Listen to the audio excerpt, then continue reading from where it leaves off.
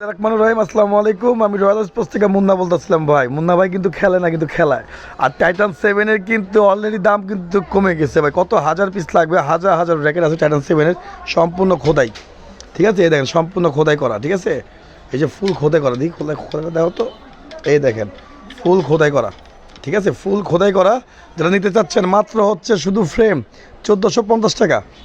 1450 টাকার মধ্যে পাচ্ছেন টাইটান 7 অরিজিনালটা ভাই। অহর মাল আছে। যারা নেবেন পাইকারি দামে, আমরা পাইকারি দামে খুচরা বিক্রি করতেছি।